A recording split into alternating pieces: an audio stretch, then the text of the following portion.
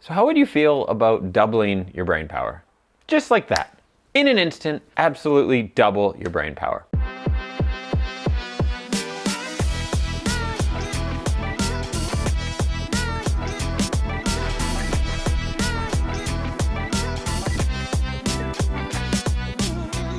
Well, that's impossible. And anyone trying to sell you that is probably selling some nootropic or some Elon Musk type device that inserts in your spine. Microchips might be involved. I'm not going to recommend that. Today we're going to look at an all-natural version of this. Takes a little bit more work, as natural things tend to, but in the end, I really do think you're going to feel like you've doubled your brain power. Now, have you had the experience before with an older computer when you start to have a lot of programs running in the background, when things start to really slow down? And it's confusing because you think, wait, this is the same computer that worked really fast a year or two ago, and I'm using the same applications I used to use, and granted, maybe websites need a little bit more processing power now and things like that, but this doesn't really make sense. And usually what you figure out is there's a lot of things running in the background, and you've been running out of hard drive space.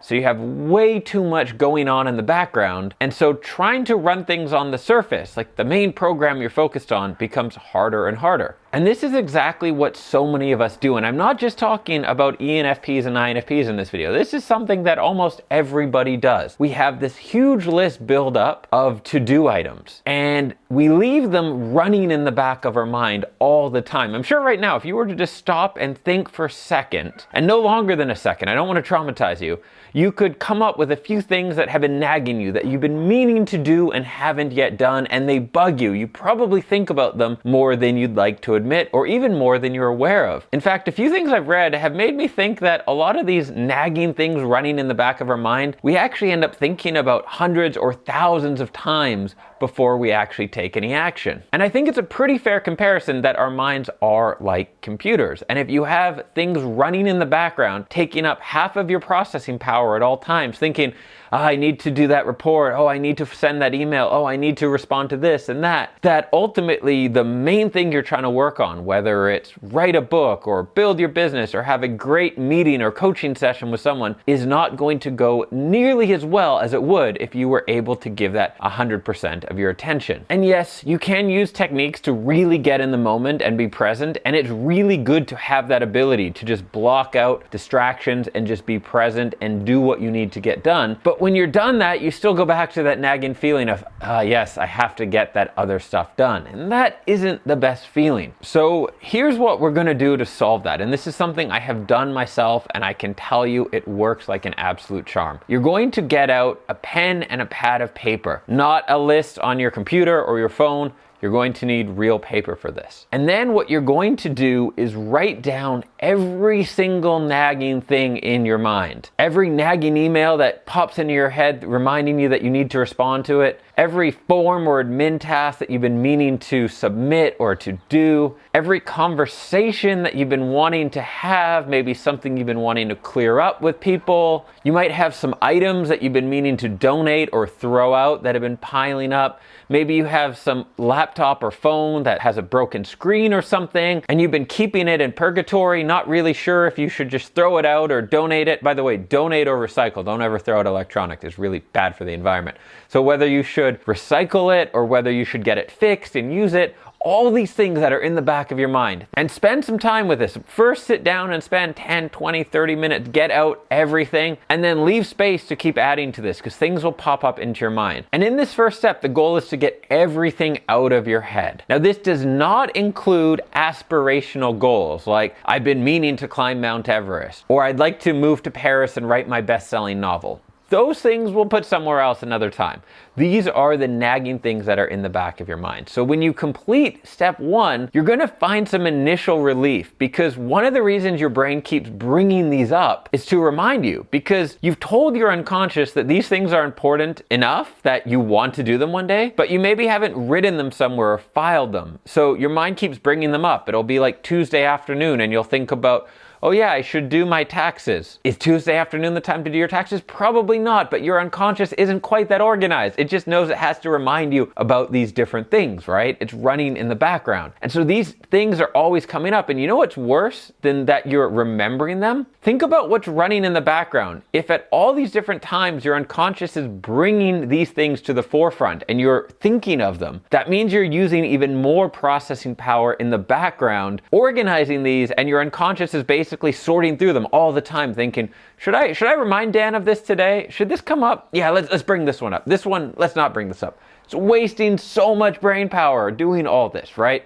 So getting this all transferred to paper is going to free you up a bunch just to start with. But of course, we're not going to stop there. The goal is to eliminate all of these things. And yes, that is possible. I've done this a few times in my own life. Once when I actually did this exercise for myself, and the other time was at the start of last year, right before moving to Spain to start off a couple years of international travel. Of course, 2020 turned out not to be the best year for travel, but as you can maybe see, it has not ended up so bad after all anyhow. So this works, and I've done it. It is possible. Even if you are an ENFP or INFP, you can get through this exercise.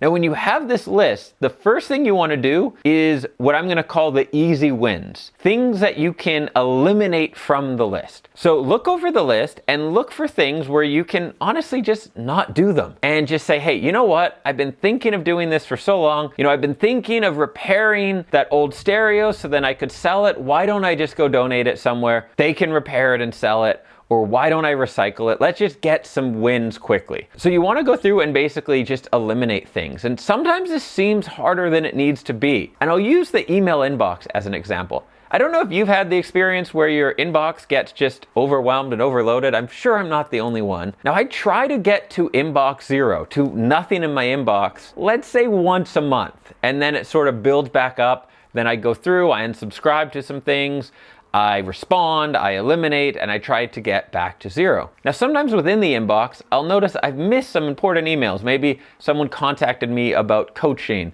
or some kind of partnership, and it's been a week or 2 or 3 and I haven't responded. And that will be nagging me because probably a week or 2 before I noticed it and just didn't get around to responding. So it's been in the back of my mind. It's been wearing me down. I've been like, okay, I need to go get through my emails. And then I'll go and I'll take a Friday evening. I'll go from like 4 p.m. to 8 p.m., usually with a bottle of wine, and respond to everyone. And what I've noticed, having done this probably a dozen times, is almost all of those nagging emails, like the people who were interested in coaching, the people who wanted to do some kind of partnership or something like that. For example, the people who were interested in coaching, because I've taken so long to respond, they're ultimately not interested anymore. So of course, what I should have done is responded right away, right? That was my mistake. But once it became a nagging item, I've realized I'd just be better off archiving all in my inbox and just getting rid of the emails and saying, I'm going to start over, because almost none of that ends up turning into anything after because I waited too long.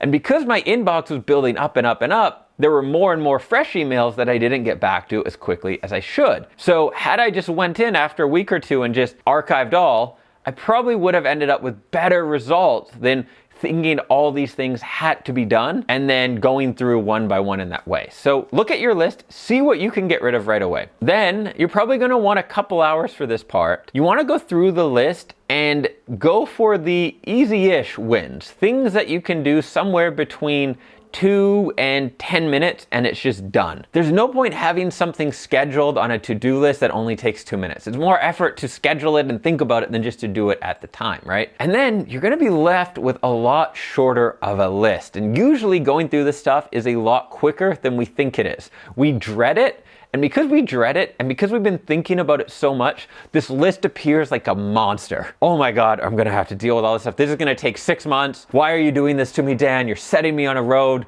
to spend like the next 6 months of my life going on this list. It's usually not actually that hard, and there's not that much to actually do once you get into it. What you want to do now is consolidate that list, even leave it on the same paper. Sometimes it's nice to look at all the items you've crossed off, and now you have a list to work through. And what you can do is take an afternoon each week where you've cleared up all those background processes and you really have your full focus and brain power available to you. And I will say really, and I do not think this is hyperbole, you are doubling your brain power when you do this. You will double your effectiveness, your ability to think clearly, and your ability to get things done. Let me know in the comments if you're going to do this, and when you do this, what sort of results you get from it. If you are new to the channel, my name is Dan. This is Dreams Around the World. And my mission is to help you become the best version of yourself, all while creating the most awesome life possible for you and those you love. So hit the bell, hit the subscribe button, and I will see you in a new video soon.